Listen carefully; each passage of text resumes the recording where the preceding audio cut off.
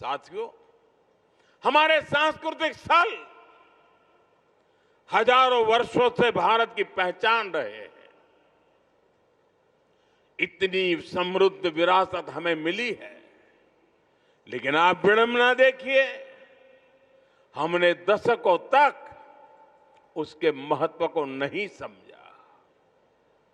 दुनिया में से कितने ही उदाहरण हैं जहां विदेशी हमलावरों ने राष्ट्रीय पहचान से जुड़े स्थलों को नष्ट किया, लेकिन जब उस देश के लोगों को मौका मिला, सबने साथ आकर अपनी पहचान को फिर से सहेजा, फिर से संवारा, पुनः प्रतिष्ठा की।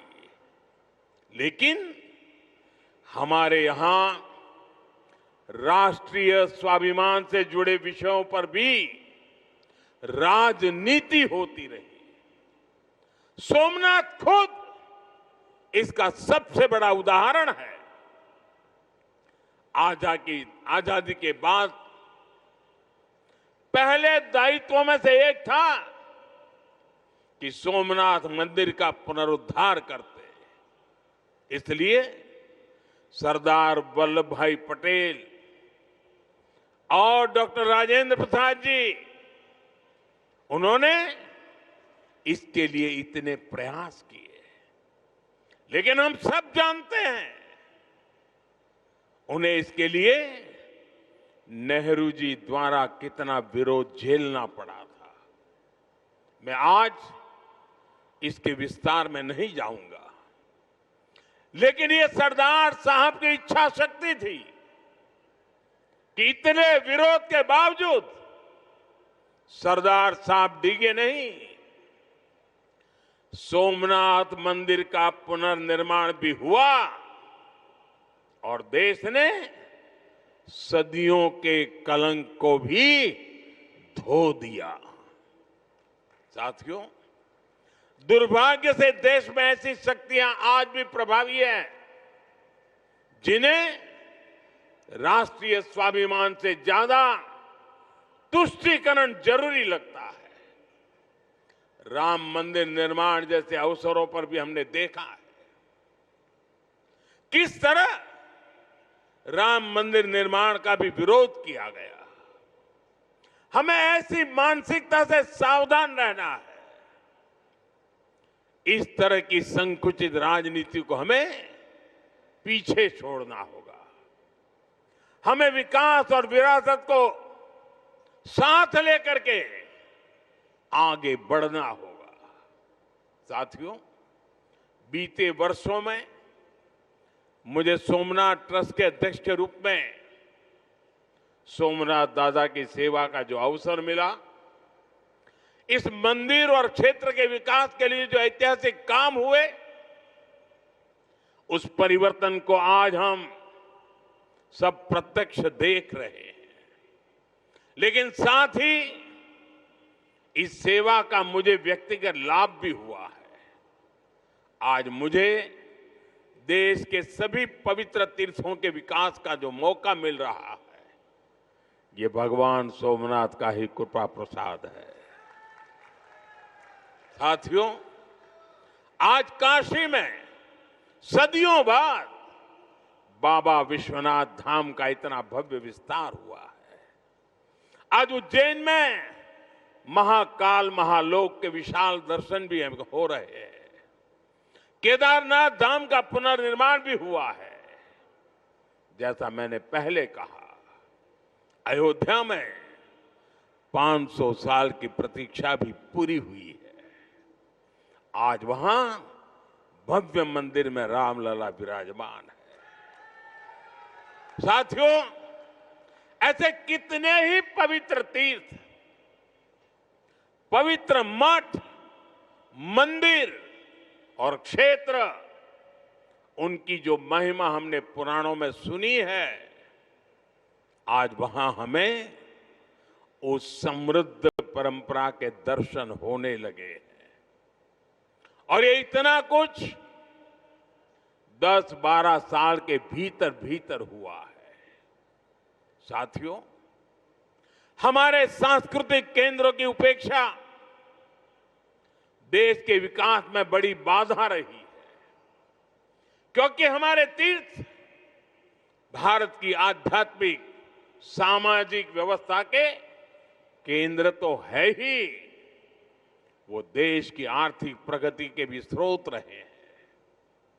आज आप देखिए, 4 धाम महामार्ग परियोजना, गोविंद घाट से हेमकुंड साहिब तक रोपवे परियोजना, करतारपुर कॉरिडोर, बौद्ध सर्किट का विकास, इनके जरिए देश में तीर्थ क्षेत्रों में आर्थिक गतिविधियां बढ़ी हैं। सोमनाथ परिसर भी इसका एक सशक्त उदाहरण है। आज सोमनाथ मंदिर ट्रस्ट से सैकड़ों परिवार जुड़े हैं। हजारों लोगों का जीवन इस क्षेत्र से जुड़ा हुआ है। देश दुनिया के कोने कोने से जो लोग यहां आते हैं, वो गुजरात के बाकी हिस्सों में भी जाते हैं। इससे प्रदेश और देश में प्रगति के नए द्वार खुलते हैं। साथियों, हमारी आस्था हमें जीवन जीने का तरीका भी सिखाती है, क्योंकि हम मानते हैं सर्वम खलिद्वम ब्रह्म, अर्थात सृष्टि का हर एक घटक, इस संपूर्ण प्रकृति भी ईश्वर का ही स्वरूप है। इसलिए हमारी आस्था नदियों में भी है, वृक्षों में भी है। हम जंगलों को भी श्रद्धा की दृष्टि से देखते हैं। हम पर्वतों में भी पवित्रता का भाव रखते हैं। और आज जब दुनिया प्राकृतिक जीवन शैली की ओर लौट रही है, हमें हमारी शक्ति को भी पहचानना होगा। हम हमारे तीर्थों और मंदिरों के विकास के साथ साथ उनकी गरिमा के लिए जागरूक होना होगा। हमें ऐसा जीवन अपनाएं जिससे प्राकृतिक और पर्यावरण की रक्षा हो। साथ ही हम हमारे पुण्य स्थलों को पूरी दुनिया के लिए एक उदाहरण के रूप में विकसित करें। हमें इन संकल्पों को अपनी आस्था से जोड़कर जीना होगा। साथियों, जब नई पीढ़ियां अपने इतिहास, अपनी आस्था और अपने सांस्कृतिक मूल्यों से जुड़ती है, तब राष्ट्र का आत्मबल और मजबूत होता है। आज भारत जिस आत्मविश्वास के साथ आगे बढ़ रहा है, उसमें हमारी सांस्कृतिक निरंतरता की भी बहुत बड़ी भूमिका है। आधुनिक और विरासत, आधुनिकता हो या विरासत हो, भारत में इसे कोई अलग नहीं कर सकता। भारत में एक दूसरे के विरोधी नहीं है, ये साथ साथ आगे बढ़ने वाली शक्तियां हैं, एक दूसरे में प्राण पूरने वाली शक्तियां हैं। सोमनाथ हमें याद दिलाता है कि कोई भी राष्ट्र तभी लंबे समय तक मजबूत रह सकता है जब वो अपनी जड़ों से जुड़ा रहे, जब वो अपनी विरासत को आने वाली पीढ़ियों तक उसी श्रद्धा और विश्वास के साथ उनके हाथों में सुपुर्द करें। 75 वर्ष पहले जब ये पुनर्निर्मित सोमनाथ मंदिर में 75 वर्ष पहले प्राण प्रतिष्ठा हुई थी, तब भारत ने एक नई चेतना यात्रा शुरू की थी। आज 75 वर्ष बाद वही यात्रा और अधिक व्यापक रूप में हमारे सामने है। हमें इसे नई ऊंचाई पर लेकर जाना है। हमारे संकल्पों को पूरा करने में दादा सोमनाथ का आशीर्वाद हमेशा हमारे साथ रहे, यही प्रार्थना है।